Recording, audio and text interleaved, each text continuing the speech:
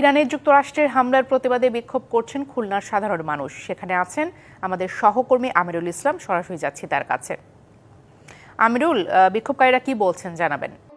যে প্রতিবাদ, সে প্রতিবাদের কারণে খুলনার যে পিকচার প্যালেস মোড়, নগরীর প্রাণ কেন্দ্র, এখানটা একেবারে বলা যায় যে বিক্ষোভ সমাবেশে এখন কিন্তু যে মানববন্ধন, সে মানববন্ধন অনুষ্ঠিত হচ্ছে। এবারে এখানটায় যে বিভিন্ন শ্রেণীপেটের মানুষ তারা কিন্তু অংশ নিয়েছে। আমরা কথা বলবো এখানে যারা রয়েছেন, আসলে এই মানববন্ধন বিক্ষোভের মধ্যে কি প্রতিবাদ জানাতে যাচ্ছেন আপনারা? বিসমিল্লাহির রহমানির রহিম। আজকে যে ইরানি বিপ্লবের উপরে যে আক্রমণ, এই আক্রমণটা একটি খোড়া অজুহাত দিয়ে, এটা আসলে ইরানের বিপ্লবকে নস্যাৎ করে দেওয়ার একটি ষড়যন্ত্র।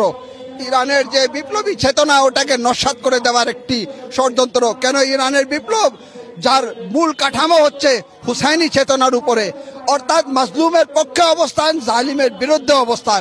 এই কারণে আজকে জালিমরা ক্ষেপে আছে। আজকে তারা ঐক্যবদ্ধভাবে ইরানের বিরুদ্ধে যুদ্ধ ঘোষণা করেছে।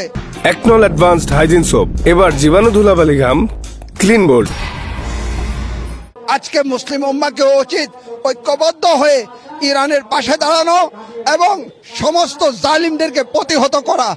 যারা আজকে ইয়াজিদি চেতনা নিয়ে হুসাইনিদের উপরে আক্রমণ করেছে, আমরা হুসাইনি চেতনা নিয়ে ইয়াজিদি চেতনাকে প্রতিহত করব ইনশাআল্লাহ। ধন্যবাদ আপনাকে। কি দাবি করছেন? আমরা দাবি করছি এই যুদ্ধ ইরানকে বরবাদ করার জন্য, মুসলমানদেরকে শেষ করার জন্য, এই যুদ্ধ ইসলামকে মিটিয়ে দেওয়ার জন্য, এই যুদ্ধ ইমানদারদেরকে শেষ করার জন্য।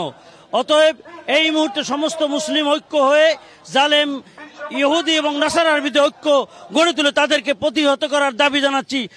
বিশ্ব মুসলিম এক হও, ইসলাম রক্ষা করো এবং হোসাইনি চেতনায় সকলে উজ্জীবিত হোক, এই আমাদের কামনা।